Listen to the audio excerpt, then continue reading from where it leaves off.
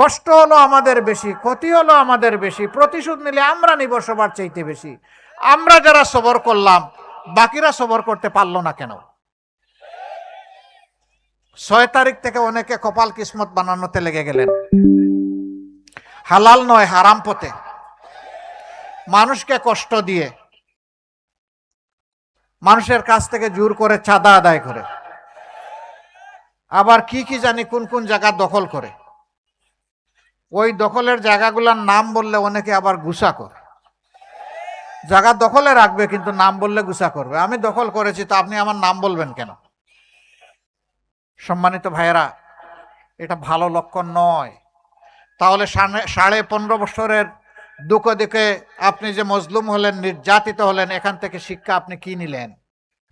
আপনাকেই বলছি, ইন্স্যুরেন্স করলে সিটিতে সুরক্ষা পাবেন নিশ্চিত। কেন আপনি মজলুম হয়ে এখন জালিমের ভূমিকায় অবতীর্ণ হবেন?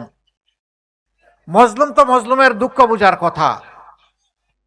আমরা চেষ্টা করছি সেই দুঃখগুলো বুঝার, দুঃখ গুছানোর, মানুষের পাশে থাকার। পাবনাবাসী, আমাদের অঙ্গীকার খুব বেশি নয়, স্পষ্ট। আমরা বলেছি চাঁদা আমরা নিব না। আল্লাহ যদি জনগণের ভালোবাসায় আমাদেরকে সরকার গঠনের সুযোগ দেন, তাহলে চাঁদাওয়ালাদের হাত বন্ধ করে দেব। দুর্নীতি আমরা করব না এবং দুর্নীতিকে আমরা প্রশ্রয় দেব না। এই দুই ভাইয়েরা এখন চিন্তা করবে, হায় হায় আমাদের কি হবে? না রে ভাই, তোমাদেরও ভালো হবে। কিভাবে ভালো হবে? হারাম পথে তোমরা যখন রুজি করো, ভিতরের মধ্যে অশান্তির আগুন জ্বলে।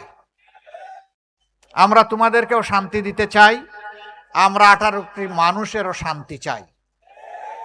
এই জন্য তোমাদের হাতেও হালাল রুজির কাজ আমরা তুলে দেব ইনশাআল্লাহ। ভালোবেসে আদর করে দরদের সাথে এই কাজ করব। তোমরাও বেঁচে যাবা, আমাদের মজলুম জাতিটাও বেঁচে যাবে। সেদিন তোমরা সম্মানের সাথে 10 জনের মতো বসবাস করবা, আনন্দের সাথে থাকবা, মাথা উঁচু করে চলবা। কেউ তোমাদেরকে ওরকম কোনো অভিধায় অভিযুক্ত করবে না।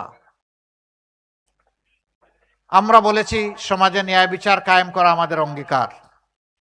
অঙ্গীকার এই কারণে আজকে এখানে দাঁড়িয়ে যে কথা বলতে পারছি, আর আপনারা যে এখানে এসেছেন, যাদের ত্যাগের কারণে এসেছি, তাদের স্লোগান ছিল উই ওয়ান্ট জাস্টিস।